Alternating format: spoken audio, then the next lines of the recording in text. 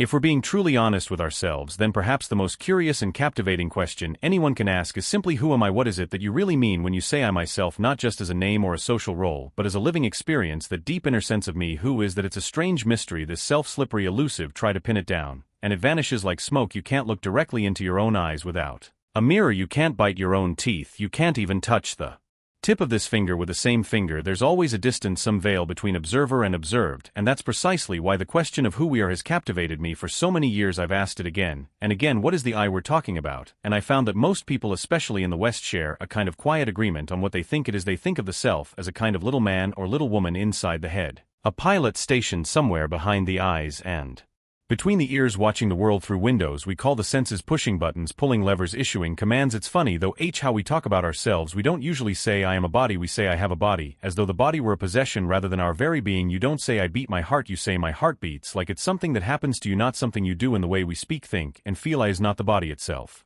but something inside it, a spirit, a soul, a hidden observer nestled somewhere in the head. Other cultures, however, don't necessarily see it that way. A Japanese or Chinese person, for instance, doesn't point to their head when referring to themselves. They point here, gestures to chest, into the heart, mind as it's known in their languages, and some even feel themselves centered in the belly, the har. But in the West, we are people of the cranium, inhabiting this dome like generals in a war room, watching the world from inside a command center. We imagine a sort of mission control, headphones on screens, flashing relays flickering with sensory data, the little I inside pulling strings, managing voluntary movements, while the rest, heartbeat, digestion, emotion, just happens to us. That's the default belief. The self is the captain inside the skin bag. That's how most of us have learned to see ourselves. Just listen to how children ask questions. Mommy, who would I have been if Daddy was someone else? As if I was something placed into this body, a soul dropped into a vessel. It's the myth of the ghost in the machine, and with that comes a sense that we are something apart from the world we find ourselves in. As the poet Haussmann put it, I, a stranger and afraid in a world I never made. That's how we feel, strangers, aliens in a foreign landscape, facing the facts, confronting reality. There's a line drawn, me inside this skin and everything else out there, and that leads naturally to this adversarial stance, the conquest of nature, the battle against the external world. We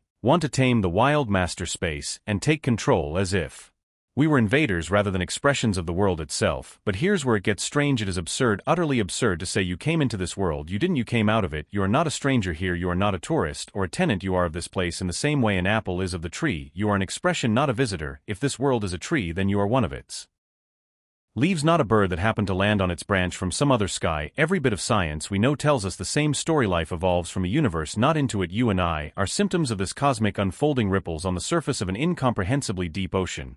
But our common sense hasn't caught up yet. We are still under the spell of two great myths, and by myth I don't mean falsehood, I mean a guiding image, a metaphor we use to make sense of the mystery. The first myth is the oldest, that the world is an artifact, a handmade object like a pot or a watch. In Genesis, God sculpts Adam out of clay, breathes life into him, and so naturally children ask, how was I made?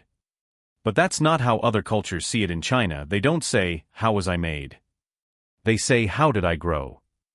There's a deep difference between making and growing. Making is mechanical, putting parts together from the outside. Growth happens from within, it unfolds, it blossoms. No one teaches a seed how to become a tree, but our worldview is still dominated by the image of a divine technician, a cosmic carpenter, who made the world like a cabinet with instructions, and when that idea became too tight, too suffocating, we traded it in for the opposite, the myth of the mechanical universe. Instead of a world made by God, we got a universe run by chance, no designer, just particles, just energy, just laws of motion and random collisions. Consciousness became an accident, a fluke, a weird side effect of meaningless matter, and so we imagine ourselves as conscious slime, intelligent bacteria on a cold, indifferent rock in the void, a fungus that thinks a mistake. But this too is just a story, another myth, because if the universe were really unintelligent, how could anything intelligent ever come out of it? Do figs grow from thistles? Do grapes come from thorns? If you find a creature with mind and meaning and music, then surely those qualities were already present in the soil it grew from. So maybe this world doesn't just have people in it, maybe it peoples like a tree, apples, or a flame, flames. Look at it this way, imagine 2 million years ago, a spaceship came to Earth. They take a quick glance and say just a bunch of rocks, so they leave. But if they came back today, they'd say, well, wait a minute, it's alive, of its grown people, because that's what this Earth does. It grows humans like apple trees grow apples. But we twist the story and say, well, first there were just rocks and gas, and somehow intelligence evolved on top of it like mold on cheese. But maybe that's backwards. Maybe rocks are just early stage minds. Maybe consciousness was there all along, slowly blooming. So when I tap on this glass and it rings, that's a response, a kind of primitive resonance, a simple echo. Sure, it's not thinking about philosophy or writing poetry, but it's reacting. It has a rhythm, a tone, a voice. You and I, we just jangle with more complexity. Our bells are made of thought and feeling, not just sound. So maybe minerals are slow consciousness, and we Our fast minerals, it's not a matter of scientific proof, it's a matter of how you choose to see. You can put the world down and call it dumb, or lift it up and see it as something alive. It's all about your attitude, whether you see life as a punishment or a performance, as tragedy or as theater. And I say, hooray, it's a good show.